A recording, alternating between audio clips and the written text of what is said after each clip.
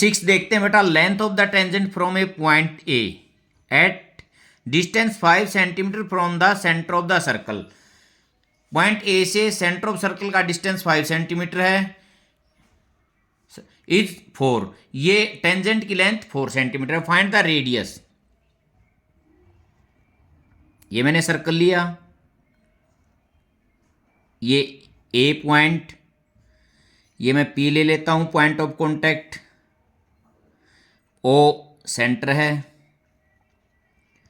तो ओ ए 5 centimetre given है और ए पी 4 सेंटीमीटर गिवन है। ओ पी हमारे को निकालना है। देखते हैं बेटा। ओ पी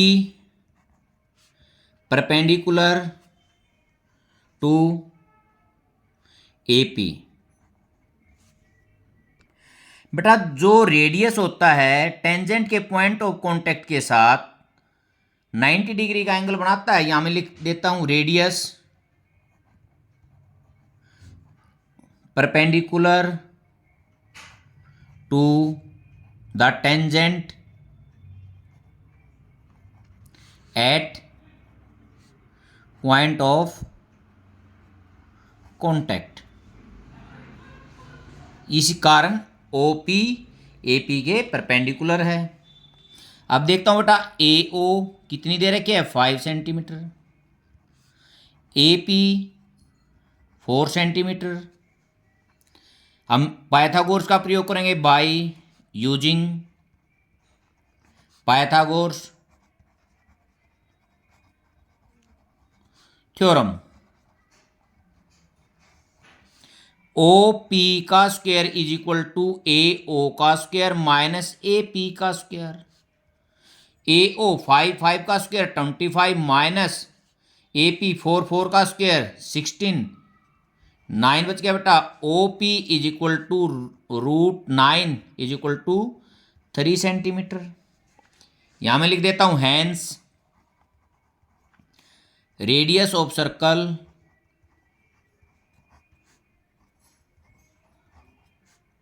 ब्रैकेट में OP इज 3 सेंटीमीटर।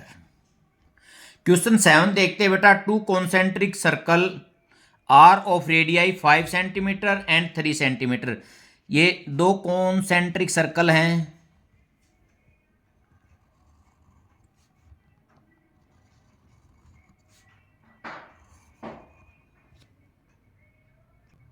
जिनका सेंटर मैंने O ले लिया बेटा। बड़े का रेडियस 5 सेंटीमीटर और छोटे का radius 3 centimetre. Find the length of the code of the large circle which touch the smaller circle. देखो बेटा लार्ज सर्कल की जो कोड है वो स्मॉलर को टच करके जा रही है। मैं इसको ए बी कोड ले ली, इसकी लेंथ निकालनी है। स्मॉल को यहाँ पी पे ये टच कर रही है, मैं ओ पी को मिला देता हूँ। अब देखते हैं आंसर। ओ जो है दोनों का क्या है सेंटर है, तो O is the centre of both circle. ठीक है बेटा।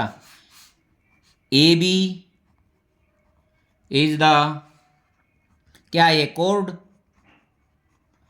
Of large circle touch the small circle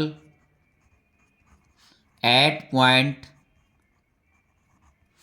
P। अब बेटा ज्वाइन कर देते हैं। Join AO BO and OP। ठीक है बेटा। अब हमारे को पता OP परपेंडिकुलर है AB के ऊपर। रेडियस टेंजेंट पे परपेंडिकुलर होता है किस पॉइंट पे, पॉइंट ऑफ कांटेक्ट के ऊपर। यहां मैं लिख भी देता हूं radius of circle perpendicular to tangent at point of contact.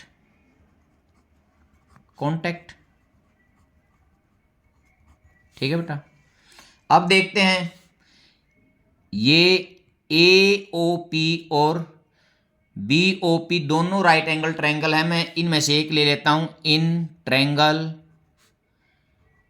A O P using Pythagoras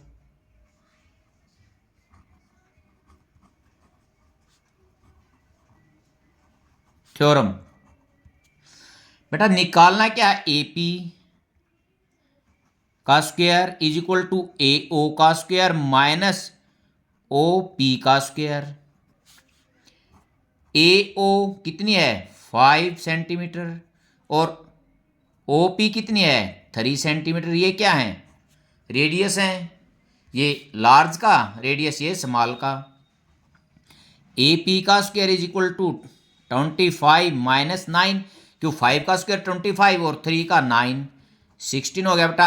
A P is equal to root of 16 4 centimetre. A P हमारा 4 आ गया। अब बेटा मेरे को निकालना है ए बी, तो मैं क्या करूंगा, दोनों जो है ट्रायंगल है इनको कॉन्ग्रुएंट प्रूव करूंगा। देखते हैं एक बार। In triangle A O P and triangle B O P, देखते हैं बेटा। O P is equal to O P, ये क्या है रेडियस ऑफ स्मॉल सर्कल। ठीक है बेटा। A O is equal to B O, radius of large circle. ठीक है बेटा।